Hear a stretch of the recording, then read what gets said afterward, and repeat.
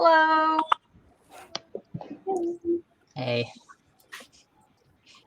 Okay. Hi, everybody, and welcome to Lolitas in the fashion industry Q&A panel.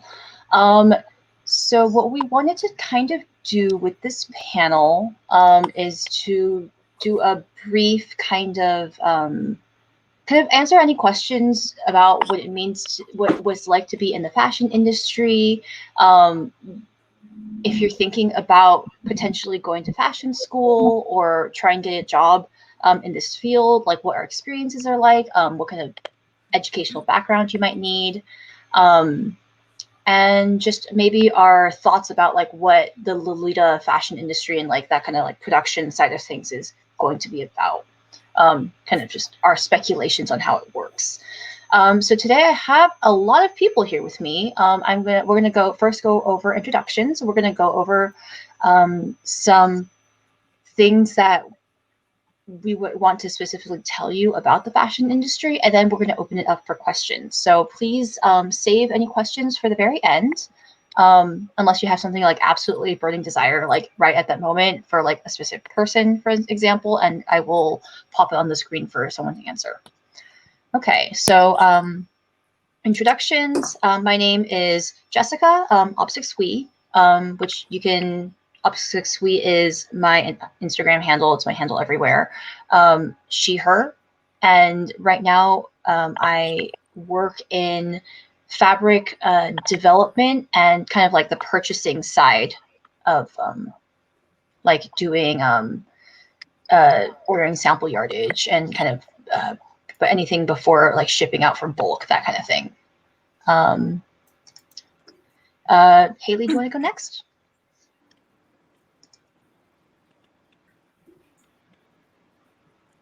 Oh, sorry, you're in mute. Sorry, my bad. I'm Haley from the Black Ribbon, and my personal Instagram is MissyGram. As far as my fashion industry experience, I've worked for several different brands that are both kind of mid-sized and smaller, that mostly focused on domestic production. And I've been a production assistant before, a trims buyer. I've also worked in a bridal couturier and done a lot of hand sewing and like fine bridal work as well. But now obviously I work for myself and I own my own brand. I've done a lot of patterning for that and stuff. So kind of, I've worn a lot of different hats. Let's go with that. All right. Hi, I am Ian. I just launched Lomo Loungewear in actually at the end of August this year. So it's pretty new. I've been working in the fashion industry for the past 4.5 years or so, and it's been mostly like pajamas and loungewear and stuff. And it ended up, I really liked that category, and I ended up starting my own brand. So that's pretty much it. I have a degree in product development. So I've been mostly doing like sourcing and working with the designers and the buyers to get the finished product made, and working with the factories to make that happen.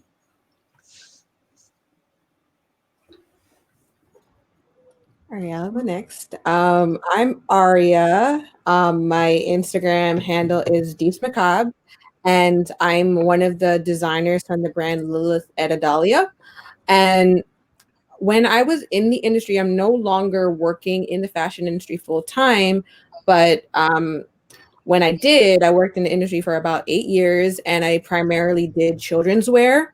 So I started out like in special occasion children's wear, like frilly, like girly dresses. Mostly like it was marketed as girls, like for little girls and like toddlers.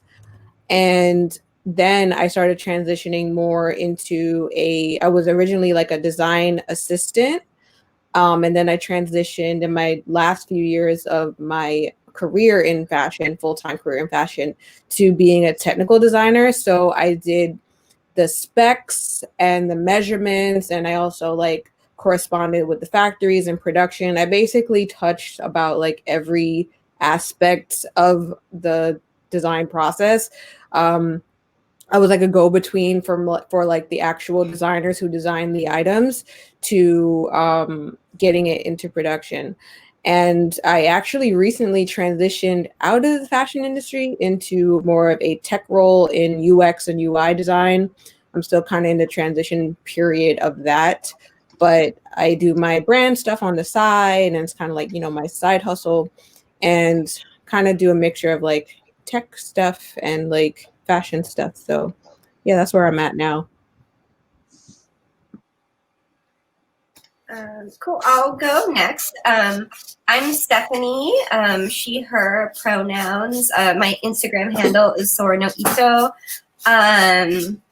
I've been in the fashion industry for about 6 years now. I got my bachelor's degree in fashion design. And I started out working in children's wear at boutique companies, and then I worked at a larger company as a designer as well. But now I'm working in pet wear design, so I'm the lead accessories designer for a B2B private label pet fashion label. So we do stuff like Walmart, Big Lots, like really big box stores. And that is me. Oh, I guess it's my turn. Hi, everyone. I'm Seams Witch.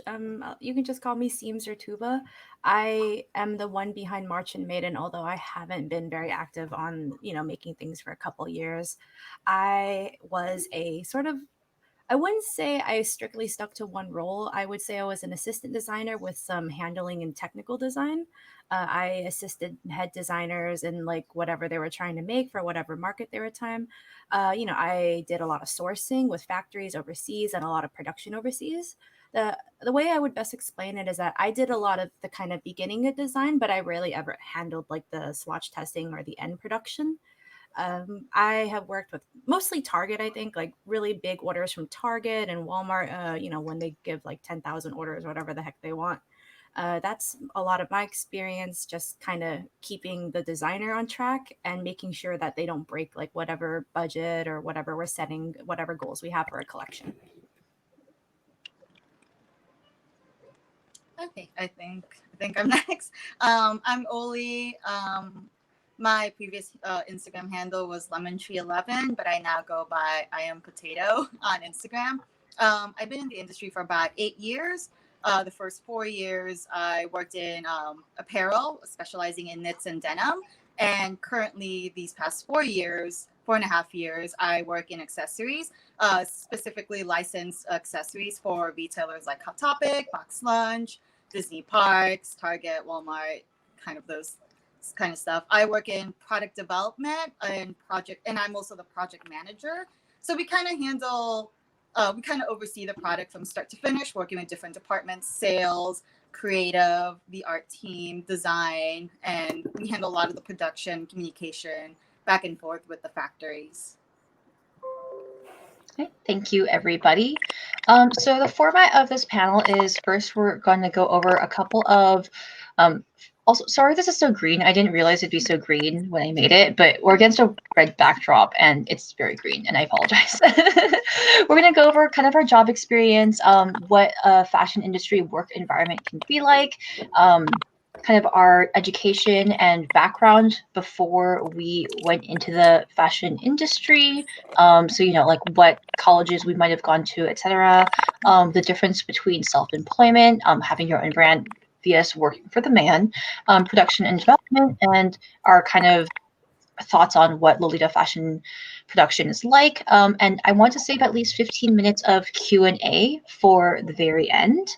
So it's going to be a little bit more free-form discussion on our part. Regardless of where we are, we will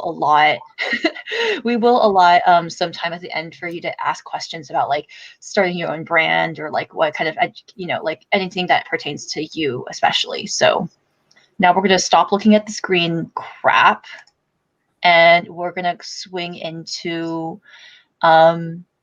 what companies has everyone worked at, and what's the work environment been like? Does anyone want to hop in? Does anyone have any opinions on that? So I've worked mostly corporate my whole career, ranging from smaller boutique brands where there's only 1 or 2 designers, and then working in larger brands when there's 50, 60 designers.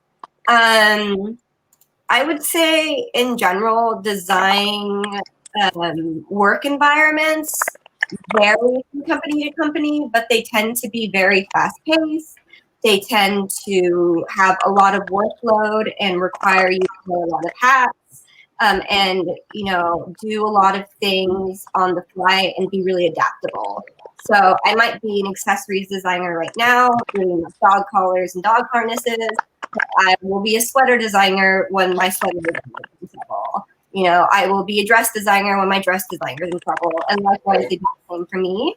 And almost at every company I've been at, it's been sort of like that situation where it's all hats all the time. If you can help, you do help, because design teams tend to be very short-staffed, and there's a lot of last-minute change.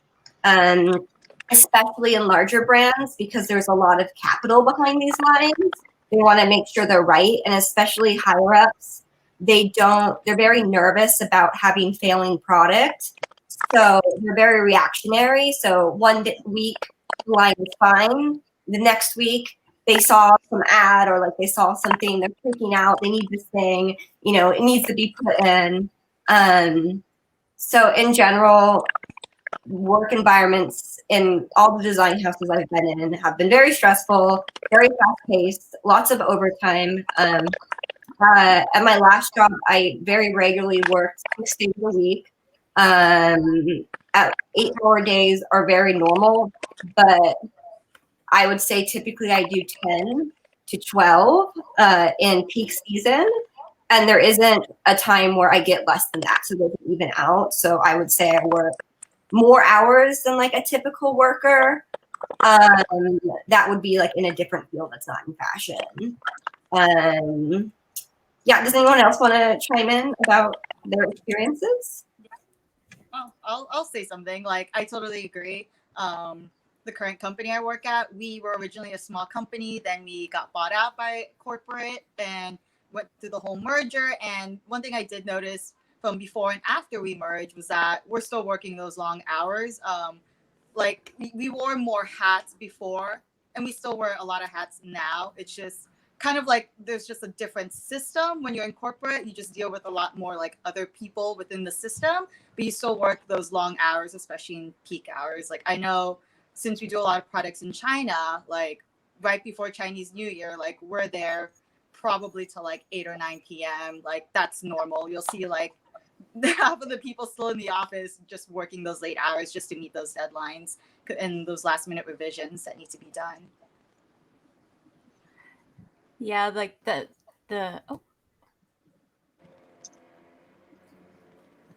Yeah, go ahead. yeah, I was gonna say like everything is basically hell until Chinese New Year, and then it stops for like 2 weeks.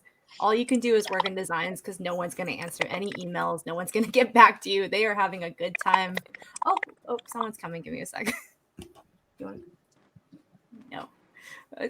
But yeah, it is a lot of hours. It is a lot of work. And honestly, I didn't mention it earlier, but I am no longer like active in the fashion industry. I did contracting work before COVID hit.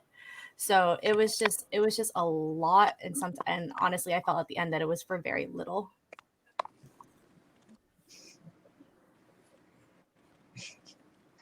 Does anyone have any like negative work experiences they want to talk about, or even potentially positive? I have some good stories. No work story. So I work for a company that's now defunct, so I can shit talk them as much as I want to because they're gone off this planet. It was a very stressful work environment. This is the last company that I was working for, still like in the industry and not for myself.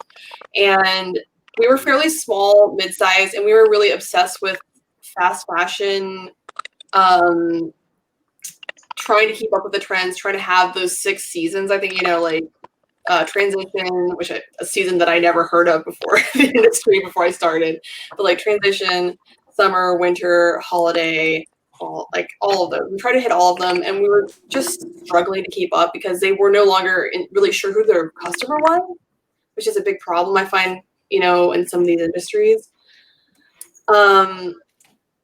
But the worst experience that I had was when I quit. I had been coming in trying to work weekends because we just were struggling to keep up. They had laid some people off. They had fired the trims buyer ahead of me, gave me her job, and didn't really train me in it. So I didn't really know what I was doing as well, and I kept trying to catch up. I always just felt like I was constantly trying to catch up. I was always behind. And, they started blaming me for a lot of problems that I'm like, I don't even know what I'm doing, guys. Like, I just don't know what I'm doing. And they, the guy, when he fired me, his words to me were, we're just looking for somebody who's more dedicated, and that's not you. Like, those were his words to me. And he was the CEO, and he fired me at 4 o'clock on, 9-to-5 day. So I had an hour to hand off and transition my team to let them know what was happening. And I'm like sitting here like, I come in on Saturdays to work for you fuckers. Like, thanks, I guess. And I had nightmares from that job, like months after I was finally out of there. It's just very, very stressful environment and very negative and very just wanting to have someone to blame other than themselves all the time,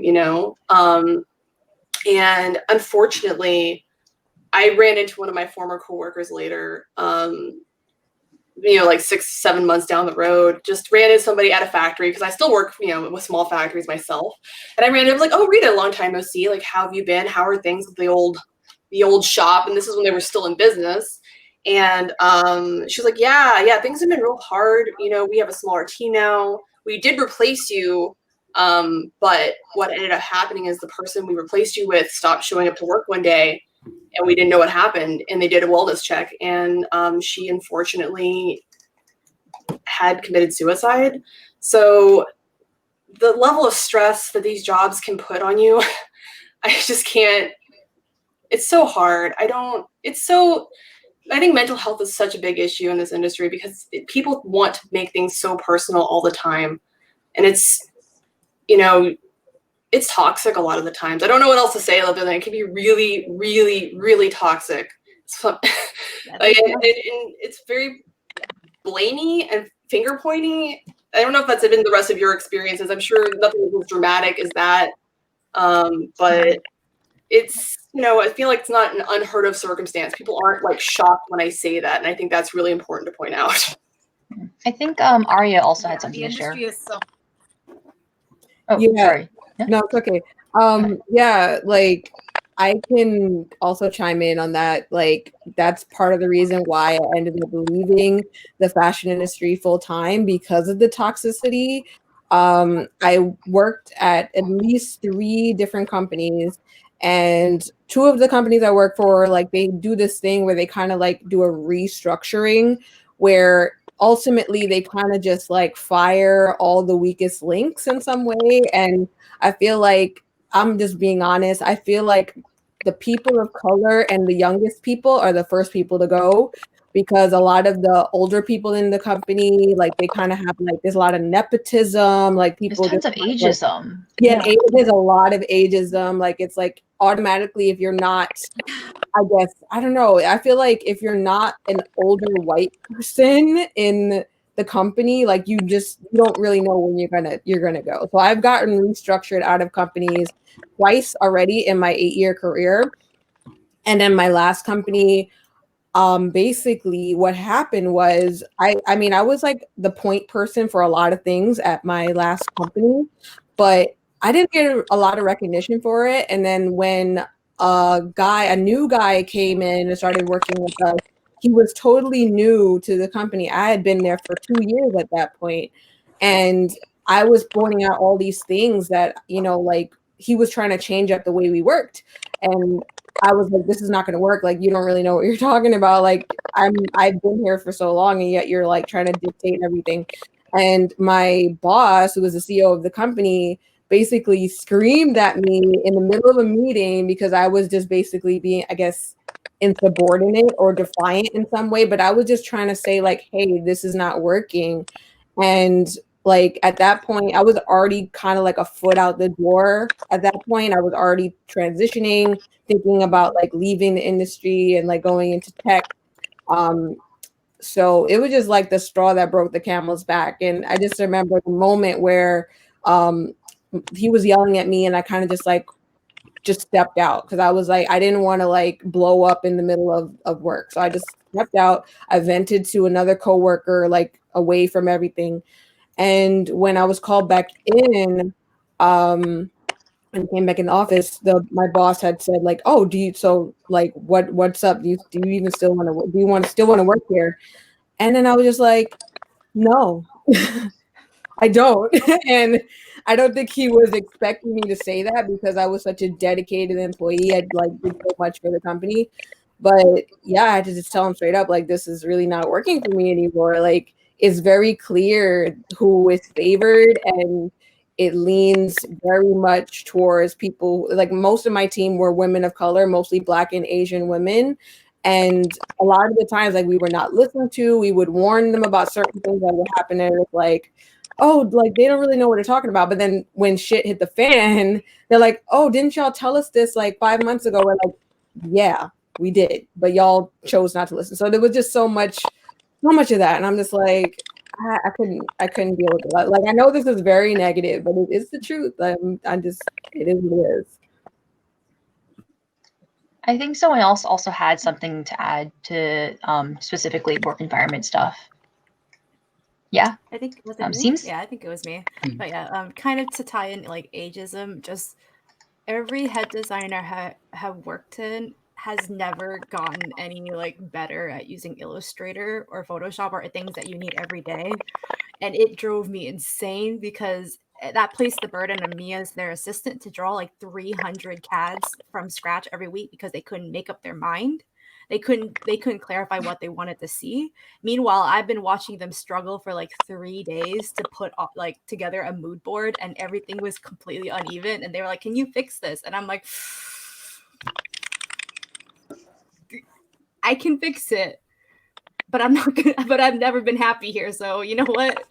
I want like, especially because if you're a small business and you're selling to big accounts, especially like I'm Target, Walmart, all of these, they can put you out of business just by telling you no when you have your product ready, when you have it ready to deliver it, and they don't want it anymore. And they do this a lot. So when you think about places like Marshalls and TJ Maxx, that is something that happens a lot where they had all these small companies make them this product, told them no, and then decided that it was just we had to sell it somewhere, otherwise like a lot of fashion companies are like one season away from being just out of business completely. It is a very dangerous game, and the stress gets to them. Ageism is a problem. I have been let go like 3 times, and both being a younger member and a newer member, and it drives you insane. You're working like 60, 70 hours a week. They ask you to come in and work Saturdays. They had me make magazines for presentations, so I had to learn InDesign in like an hour, which I've never touched before. It's just an incredibly difficult company, like incredibly difficult field. If you're not made of steel and you don't have some kind of like safety net and financial backing, I really could not recommend it, like trying it. Like it is, I'm just saying, it really sucks to drive 2 hours to LA and then drive another 2 hours back.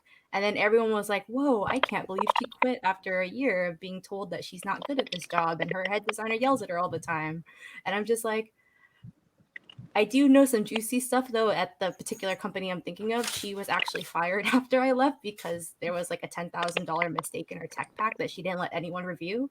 And I'm just like, Oh. yeah, no, people jump jobs in the fashion industry like year after year. There's no raises, there's no promotion, is not really a thing sometimes. So the only thing you can do is jump to a new company. I'm one of those people that have done that. The company where I worked in apparel, I've been there for many years, and we all did this petition where we're like with the warehouse people, like the cutters, because we did everything in LA. Like it was made and produced in like LA, so it was super local. And we got like petitions from like everyone in the company to sign for raises because we hadn't gotten raises in like years. It's a small company given, but still we deserve raises considering the amount of work we did. And we ended up with like a 25-cent raise after all those years. And some of those people worked for over 10 years and got only a 25-cent raise. And when I saw that, I was like, no, that's not okay. Like, I work enough hours. Like, I think it's one of those things where you have to know your value and your worth. So I was just like, you know what? There's a better opportunity elsewhere. I'm jumping ship. I love the people in this company, but at the end of the day, I need to know my worth and find a company that will pay that what I deserve. So I ended up jumping ship from that company, despite how much I loved it. Went into production. Like I did, I was an assistant designer at that previous company, and I just jumped into production licensing, and I was like, okay, there's promise here. So yeah, it's one of those things. Yeah. Let's move on to kind of like background in education, because all of us kind of have different kind of personal backgrounds when it comes to like what it took to get us to where we are now. Me and Stephanie actually, when we were classmates in the same class, we graduated together from an expensive, fancy private art school, which is so who here went to a private art school? And who did like tech school? Kind of. I was thinking about going back to tech school, but now I'm just like, Yeah. So like collectively, we've all kind of either done like the art school route or like the tech school route, right? So what is everyone's thoughts on how important school and like college is important for getting you to a fashion design position or a fashion industry position? Thoughts? Well, most jobs require you to have a degree in fashion design or product development. So I was pretty lucky in that I got to go to FITM. They had like an accelerated program. If you already had a bachelor's degree, you could get an associate's degree in 1 year because you didn't have to take any of the like general education courses. It was still super expensive though, so I have reservations about recommending it. Me and Ollie also went But to it was FITM. helpful. Yeah, it's good for networking. Yeah, I like went to FITM as well, and it's like it's very interesting because like I'm almost close to paying off my student loans, but I've been in the industry for 8 years, and it's like I've been paying off my student loans for 8 years, and I probably have like a couple other years to go. So like it's I was one of the few lucky ones that got a job right out of college, but I'm one of the lucky ones because a good bunch of people that I knew probably was out of the job from their industry for like maybe a year or two before they even found a job. So it's pretty rough. It's a dedication. You have to really think hard. I had to spend like almost a year doing like temp jobs before getting a full-time job. So it was definitely a challenge. Yeah, like if you don't find employment as soon as you graduate, which for many people they don't, you have like a good amount of time in between before you're actually like there's no guarantee, even with networking and even with like recommendations from teachers, like whatever, there's no guaranteed of any kind of job even with your degree. And most people, I would say, who graduated with a fashion design degree like don't end up in design, right? Yeah, I mean, like, kind of like going off of that. I would say me and Jessica's class, we had like 20 people, 20%, maybe. Yeah, well, I was saying 20% of them maybe got jobs in the industry. And like bear in mind, like there was like maybe 15 people that graduated in our class. And the way I did it was I ended up doing almost 3 full years of internships at different companies while I was in school.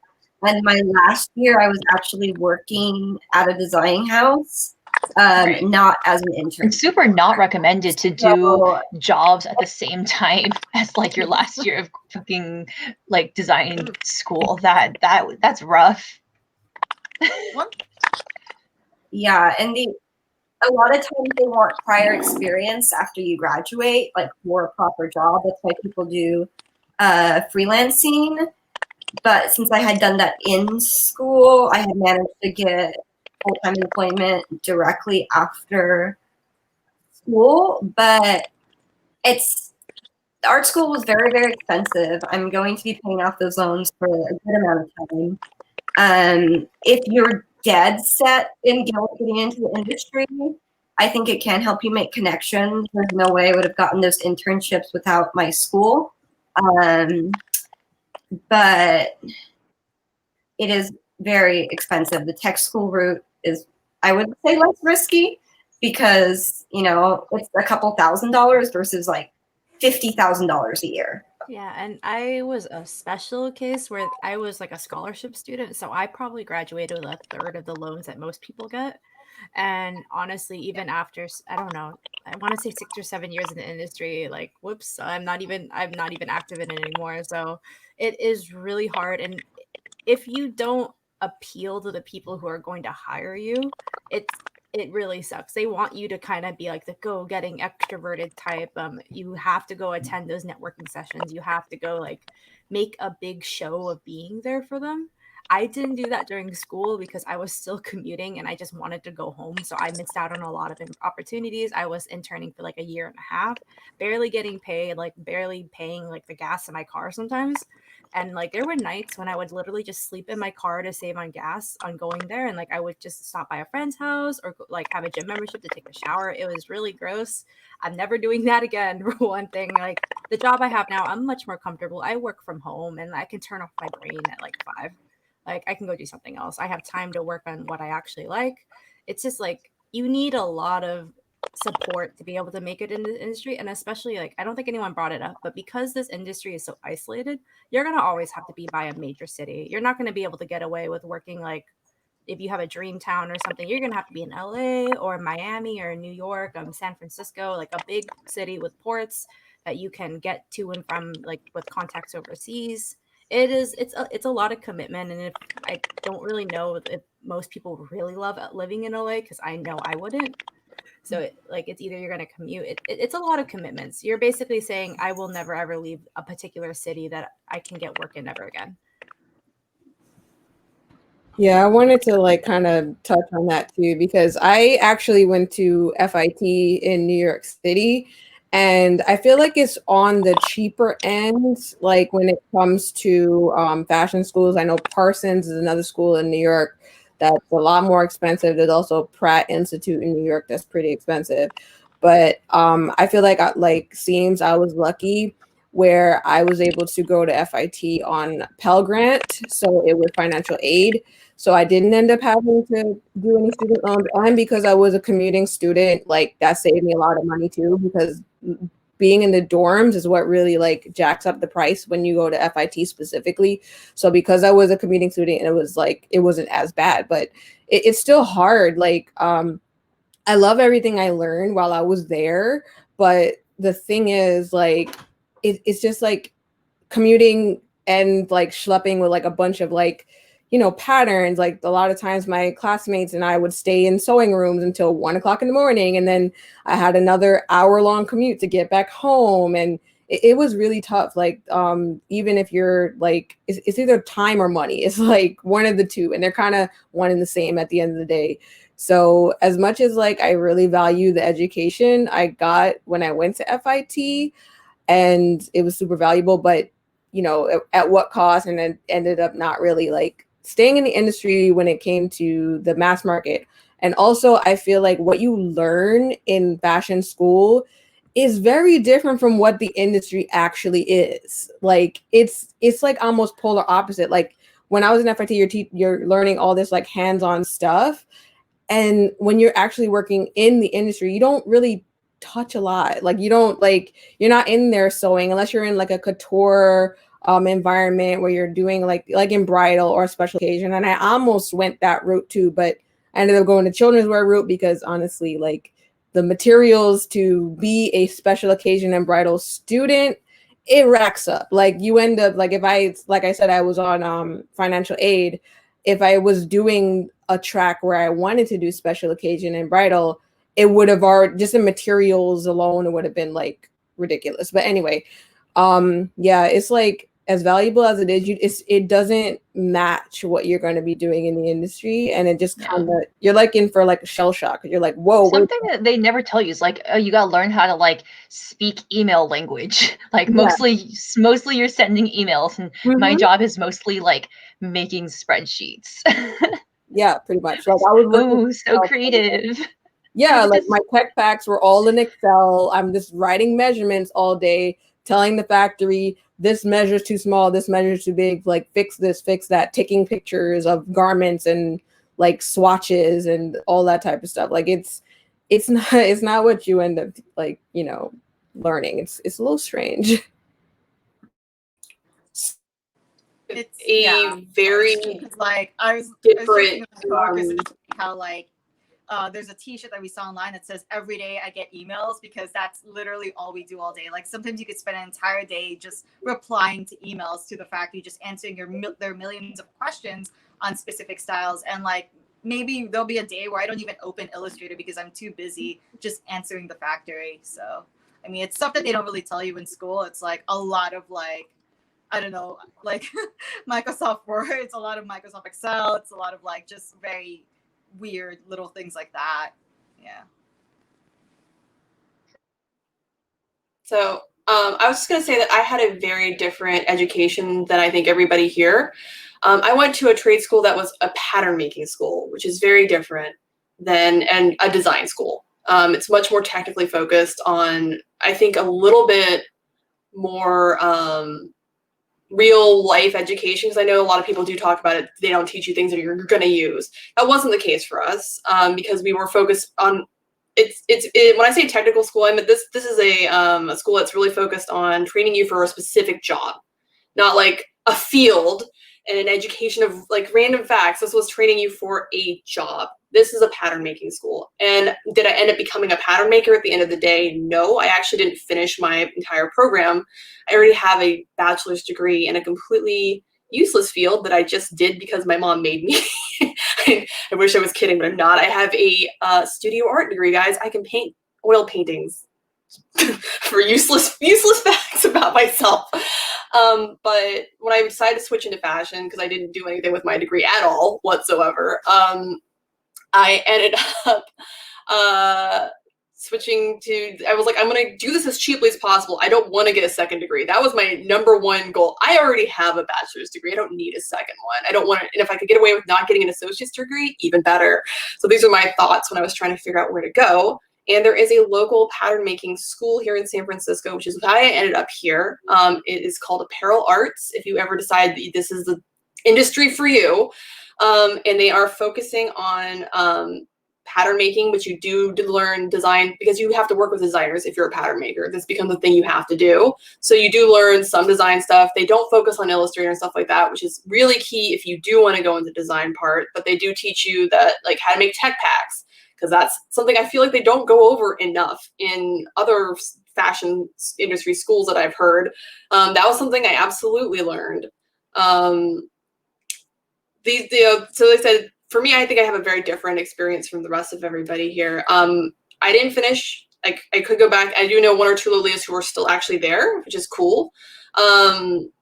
I highly recommend it. They're wonderful. They're supportive. There are a couple of big ones in San Francisco that they have pattern makers there. So they do some of the networking stuff that, you know, it's not as big and it's not as well known, but because it is more focused on a technical skill rather than the artsy part of this, which is, I think, what a lot of people dream about doing, but that's not really what this job really ends up becoming. It becomes much more of like technical skills job.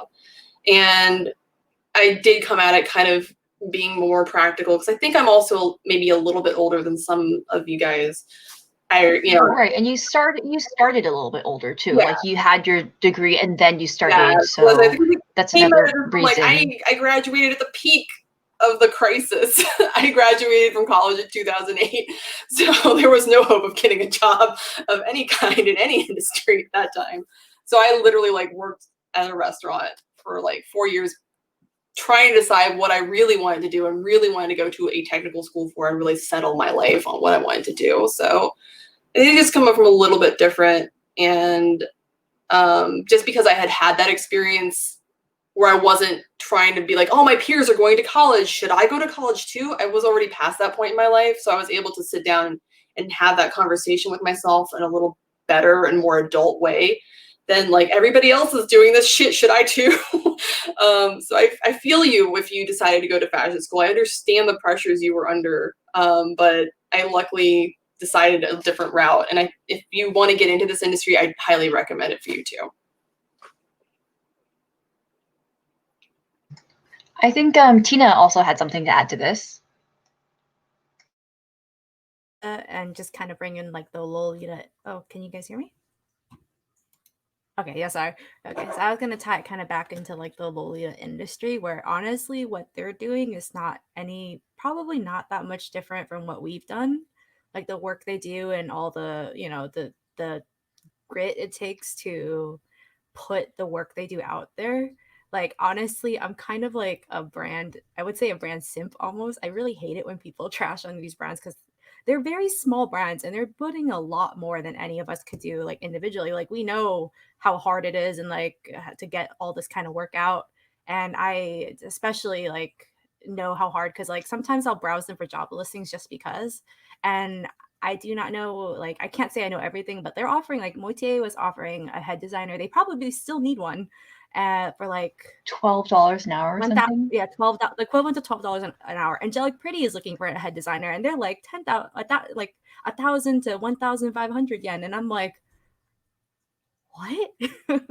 It's a lot of work putting this kind of stuff out. All the stuff is made like fashion industry stuff is made a year before. Like it's already been done a year before. They are just cycling, always cycling through.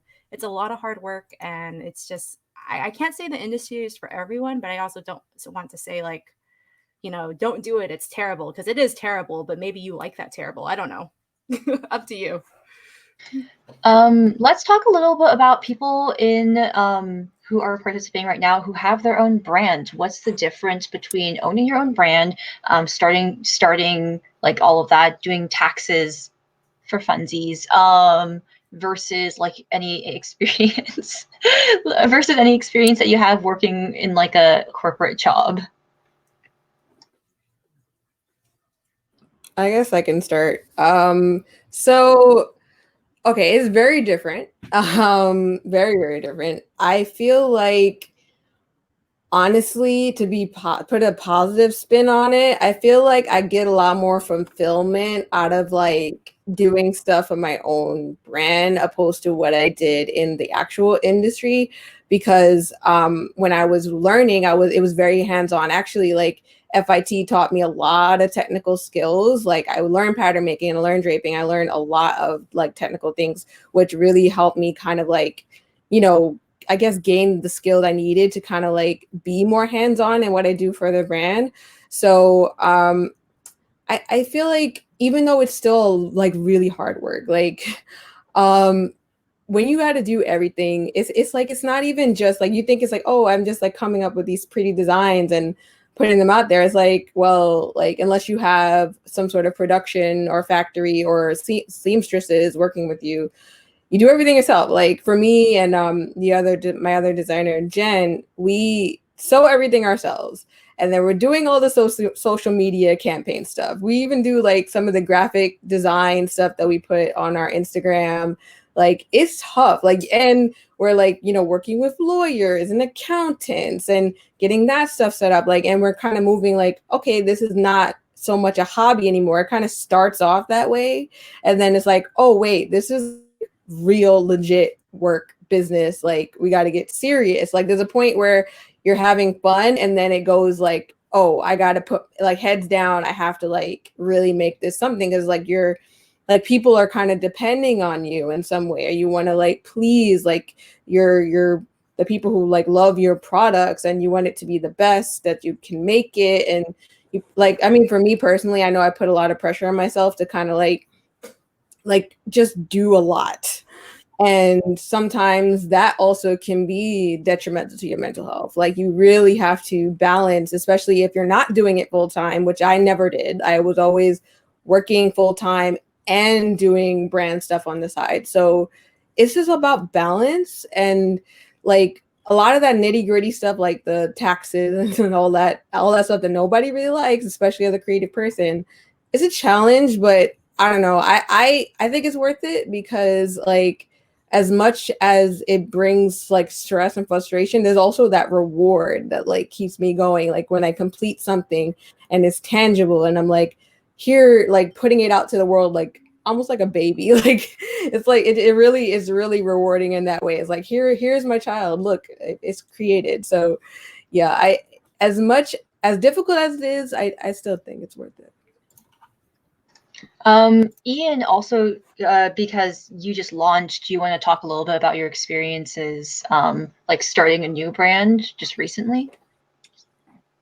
Yeah, so basically, I had been planning this since last year, but I was furloughed for a few months when everything was first shut down during the pandemic. And that actually was, it ended up working out because I had several months to like plan everything and get the shop ready to launch. So that was cool. But I guess the main difference is that working for a company tends to be pretty compartmentalized, where you're just doing like a small step of the process or just like focusing on one or two categories. And when you have your own brand, you just have to do everything for it. So it's a lot to juggle, definitely. Does anyone have anything else to add in terms of like running their own brands, or we can go on to talking about production? If anyone also, we are also now in our allotted time for questions. So if anyone in the chat would like to ask questions to anyone specifically or just in general, feel free to pop a question in chat.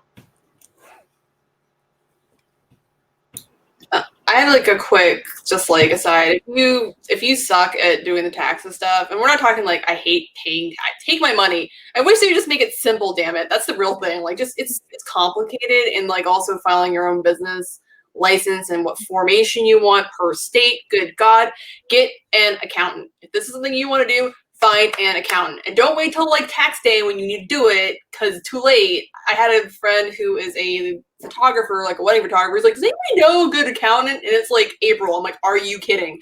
So that's just a quick aside. If you are working on a small business, it doesn't. This is like fashion industry aside. Just find a good accountant. Someone recommended to you whose focus is small business, not big business, not personal taxes, but small business.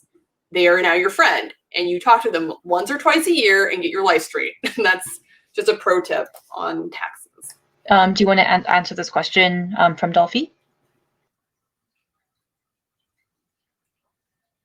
I think I kind of did, but just like when do you need to?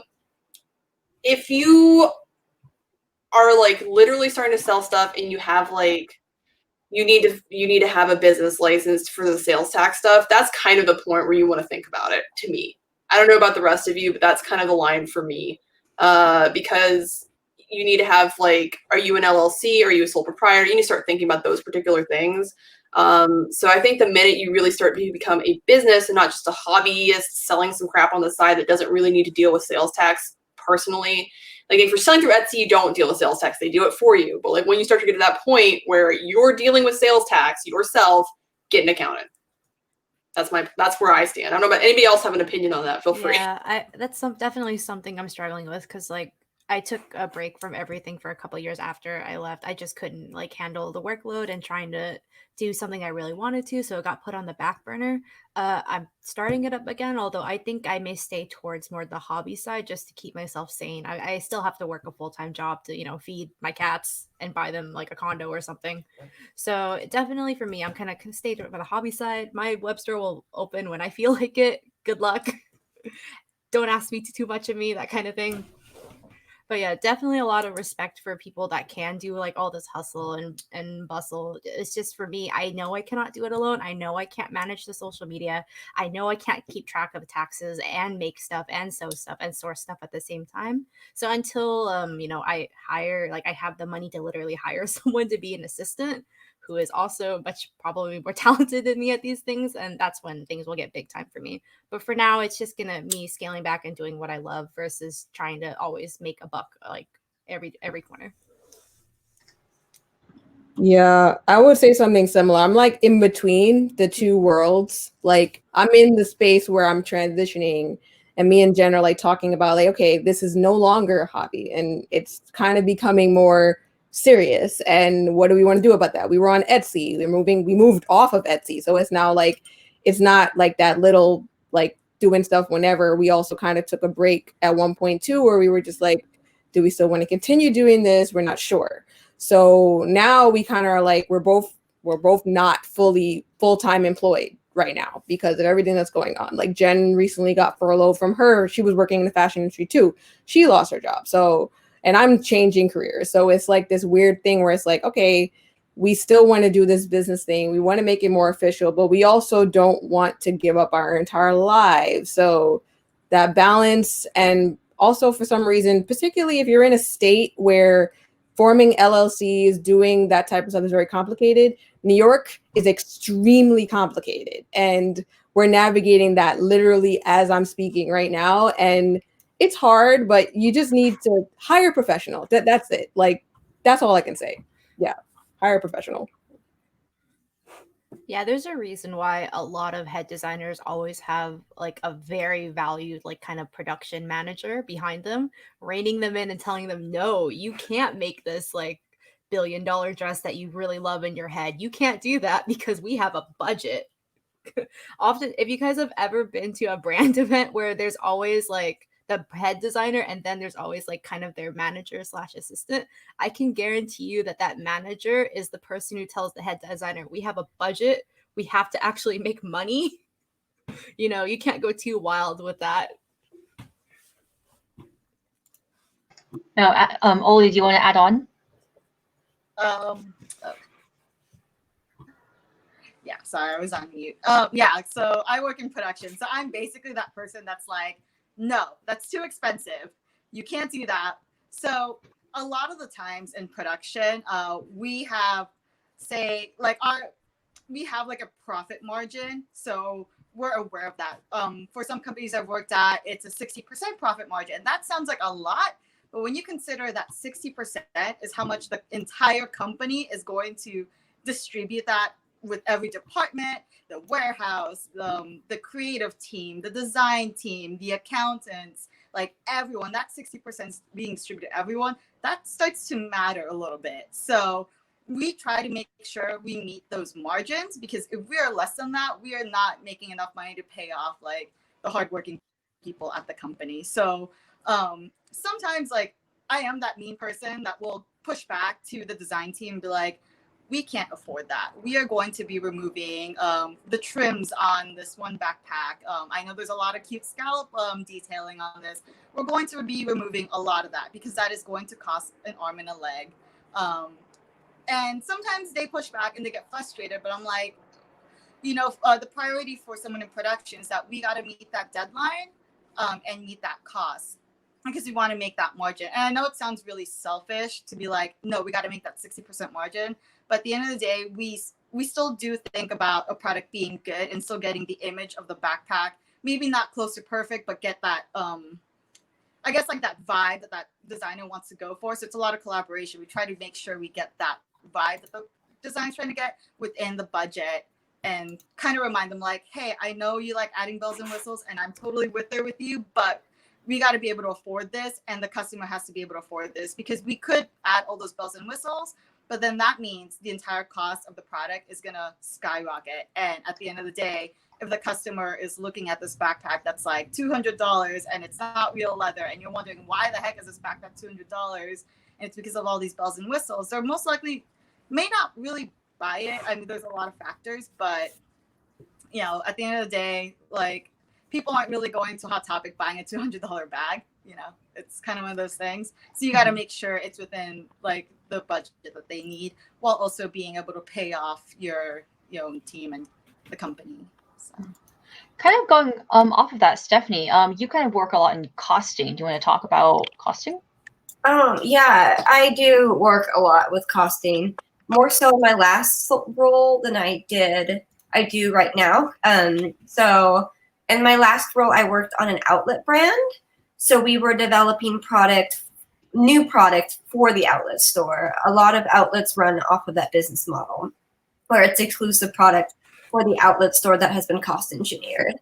And so basically with my team, what we did from the get-go, because it was so cost sensitive, is that we'd have meetings with our production team before the season even started to get downloaded on any new changes that could be affecting costing, like new tariffs, cotton prices being up, any sort of small thing that's happened in the world that could change what something could cost. Because just because you can produce a pair of pants for $1 one year doesn't mean that you can produce the same pair of pants for $1 the next year, because labor cost changes, cotton prices changes, shipping costs change, tariff price change. There's so many different factors. So we would go into that knowing like, okay, there's a lot of different factors. We're going to have to be up this year. We might have to cut back in certain categories. And because I was working on such cost sensitive product with lower margins for the fashion industry, we started out with that. And then once we had the line designed and we had our rough tech packs with all the information and all the fabric, we had 2-week-long meetings where we audit every single style in the line, going over how much each thing costs. And we'd have cost options. So, let's say we were doing a dress. We'll be like, this sash costs this much extra. This bow costs this much extra. If you change it to a zipper, it's going to be this much. If you do a little keyhole, it's this much. And so we would basically leverage and decide what was worth it, what wasn't, so we could hit really aggressive cost targets, because we were working very, very low margins. And I'm in a somewhat similar role right now, working on low margins, but we have another team that does the audits for us, because in my last role, I was only doing like 100 to 200 styles this season. Well, right now I'm managing upwards of 1,000. So I don't have the capacity to audit 1,000 styles every season when I'm pumping out product like no one's business. That's costing. We have a question here. What does the industry look like for a new Lolita indie designers? Is it something one could live off of? Does one of our indie designers want to answer this? Hey, yeah, go for it. Yeah. That's a tricky question. I would say, because when it comes to like being able to live off, it depends on where you live. It depends on what you're like basically, because I live in New York, what I'm doing is not enough for me to live off alone. And that's just the fact of the matter. If you're living somewhere where the cost of living is a lot lower, there's a chance that you could live off of it, but it depends on how much output you make. Like, I am in a partnership with another designer, so our outputs is higher, but we still have higher costs of living because we live in New York. So it offsets it depending on where you live, honestly, and what you're willing to sacrifice, like time management, if you're juggling a day job versus not, if you're doing it full-time versus not. So it's a lot of factors. Yeah. Haley, do you want to also add to this? Sure. I think my struggles are really interesting because if I could sell more, if I could produce more, but I'm like in this having a hard time scaling. And that's a challenge that's like, you don't think of when you're starting out, but it is a thing. Like, will you be able to live off of this when you first start out? No, you will not have enough volume. It will not happen. You have to establish yourself as a brand. And that's any business anyways. Like the first couple of years, you're not profitable. And how do you survive during these first few years where you're not profitable? You have to get access to credit. Right now, that's really shitty. In fact, I had one of my credit lines canceled because they're being shitty about it right now. Yay! That's just a fact of where the financial market is right now. They're very nervous because things are really unstable right now. So is it a good time to get started? Yes and no. Like, it's a good time because you'll be online and everyone's looking online to shop right now. Also, shipping overseas is kind of bullshit right now. So I've seen a huge growth personally, despite all the other troubles that we seem to be having right now. But Like, I don't know. I don't know how to give you a full answer with that, but I think one of my biggest struggles is scaling right now. If I could make like 10 more dresses than I do a month or whatever, I think I'd be doing much better financially. I just can't keep up with it with all the other stuff I'm trying to do. Because you are the marketing person. You are the, this. I'm organizing these events. It's a lot. That's the biggest problem. It's a lot. Here's another question. How frequently do you release new clothing as an indie brand? Do you feel obligated to release something in line with the fashion season, i.e. fall or winter collections? I guess I can also answer that. Honestly, for our brand, we don't really do seasons. We kind of do things when we can. It really comes down to that. When you have the inspiration, when you have the energy, when your life is not in shambles, because there's been times we've been in business since 2013, and there were times where we were going through personal rough stuff in our own personal lives, and it's it impacts your ability to produce, and then you get into this space where you're kind of is everything I create just for producing? And that's a whole other existential situation. But when it comes to seasons and that, not really. I mean, we just don't, because it's just it puts a lot of pressure, because there have been times where we were like, okay, we're going to do this thing. And we tell people, yeah, we're coming out with this. And it just doesn't pan out for whatever reason. And then you're you don't want to feel on the hook for something. So if you kind of just go to the beat of your own drum in a way and do things when you can, it takes off a lot of pressure, because otherwise you're going to be scrambling. And if you already, for instance, I was working in the actual fashion industry where there were deadlines and there were things to it's not just about what I can produce. It's about other people's checks. It's about fulfilling things for big box stores that have their own production needs and all of that stuff. So those are two different things, two different worlds. I feel as an indie brand, you have a lot of leeway, but then Haley was saying, it's if you don't produce, you don't make money. So it's tough. It's, again, balancing act. Kind of going off of that, something that I'm going to say as more of a event organizer position, on the other side of things, because we've been working with so many brands to kind of push out seasonal releases for events, because we do know that people want to buy stuff for certain things. People want to buy stuff for Halloween. People want to buy stuff for holiday, which we're asking for people hey, do you want to do a seasonal release for that? But also at the same time, brands are they're setting their own schedules for whether they want to participate in these things or not. And we've worked with your brand to be hey, we're not doing a release this time, but here's a discount code, shop with us when you're ready, right? There's a lot more options in terms of what you're willing to participate in, versus having to adhere to that as in a company setting. Oh, here is, there's a lot of questions. Okay, guys, we're going to be bad. We're going to go over time just a little bit as a treat. How much product should you estimate to make when launching a new brand for Lolita and other niche alt fashion specifically? Does anyone want to answer this? Maybe Ian, since you just, and maybe after that, Tina? Mm-hmm. Yeah, so since I just am starting a new brand, I wanted to start with really small production runs. So basically I would source enough material for 5 of each colorway of a style, and then I'd make one of each size and put that on the store, and then once it sells, make another one to restock.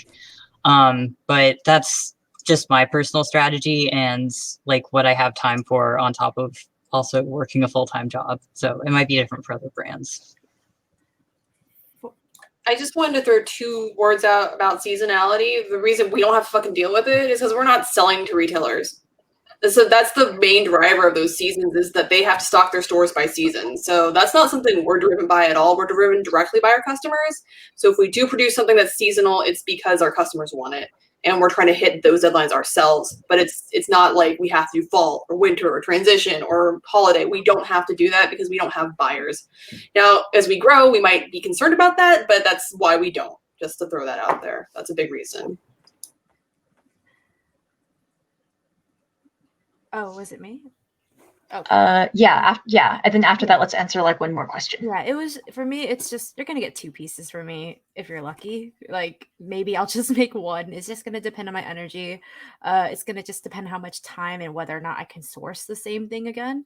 So if you get one for me, that's awesome. Go me. I'm gonna give myself a gold star for that. Yeah. One of a kind. One of a kind is basically it's kind of what I'm going for, but I do love like sourcing materials and stuff. So oftentimes I will stock twice as much material I need. Maybe I'll come back to it. Maybe I won't. There's a reason why there's like a whole hoard of fabric behind me that I blocked off because I'm just like, don't look at my shame. I've had some of these for 5 years. They're really nice. Yeah. Last question. Landscape of online shop platforms has changed over the last few years. Is there any service that is better in terms of the fees they extract, foot traffic, usability, etc.? I guess I could also chime in on that. So like, since we started off on Etsy, when we started like in 2013, 2014, when we actually launched our shop, things were very different on Etsy. Like it's a totally different landscape now. So I feel like right now we've just transitioned to using Squarespace. The only thing you have to be careful with some of these, like there's, this Shopify, there's like, all these different routes you can go with like opening a shop. But the challenges are a lot of them have fees that add up and you don't notice them immediately. Like when we first got on Squarespace, we're like, okay, they have like their pricing charts and they're like, okay, this costs this costs that. But then when you want to add email campaigns, that's an additional charge. When you want to add just other like special like things to like the whatever the base price, you end up paying more and you don't really realize it until you're like, oh, but we need this. I guess we're adding this. Oh, we need this other feature too. We're adding this. And not to say it's wrong because like these companies are also businesses too, but just be mindful that like just do a whole ton of research. Like before we even like jump ship from Etsy, like we researched like, is this the best option? We looked at all of the different options, did the pros and cons, and for months we were going back and forth whether or not this or that. So just do your research and like don't jump into anything too quickly. Like take your time. Maybe Etsy will work for you for a certain like a short term. It works for people. It worked for us for a long time, but we just wanted something different and we decided to do that. But it was months of research and just weighing the pros and cons of everything. If we don't have any more questions, or does anyone have anything to add to that? Opinions about platforms? I recently did like a round of decision making and I switched over this January, I think, to the new platform I'm using. Big Cartel? Yes, thank you. My brain is not working. I switched over from StoreMV to Big Cartel because I realized they were charging my customers fees, and I thought that sucked. And if I were to take on the fees, it was going to cost even more money than what the customer was paying. I would happily just eat the whatever, like $3 fee or whatever, but they wanted to do a percentage when it was on me. And since my items are bigger ticket items, that percentage was gonna be like $15 every transaction. I was like, y'all can get fucked. So, the fees, that's a very big thing. StoreMV is fine if you have small ticket items. If you're an accessories designer, go for it. It's not that big a chunk of change versus what it ends up being on your end if you're a clothing designer. But yeah, I love Shopify. I don't have it, but somebody else does that I work with, and I get to see it. That's probably one of my favorites. I have a Shopify on standby. It is expensive. It's $30 a month if you're actively opening the shop, $15 if you're closing the shop and it's not accessible. But they do give you a lot of basic tools like building your own website. That's really beautiful and it's really easy to do by yourself, which is a big thing for me because again, I'm not going to sit here and relearn my old Gaia Online Neopets HTML stuff. I'm not bringing that out of my memory. But definitely, I have actually thought about sharing the Shopify I have with other people because they do allow you to build subsections like in a store. So you could, I believe, if you are smart enough to finagle it, you can actually give everyone a different URL. They can access the store, but we would all be sharing like the same website. I would have to figure that out because I haven't opened it in a while. I just keep it on a back burner because frankly, I've already paid like the Marching Maiden website for like 10 years. I'm like, nah, that's mine. Okay, so we have run super over time. The next panel that's coming up is Las Vegas for first timers. So we're going to run ads for 5 minutes and you'll get to see NIF. But thank you all so much for tuning in. If you have any additional questions, please drop them in Discord. Feel free to add us. And thank you so much for listening to this panel. I hope we have ruined all your hopes and dreams. Real quick, drop those books we were talking about. What were Drop the books we were talking about. Oh yeah, crap! I'll have the link. I'll put that in Discord as well. Okay, check Discord. Discord. We have some resources for you. We'll put them in Discord. Okay, bye guys. Bye guys. Thank you Bye. for coming. Bye. Bye.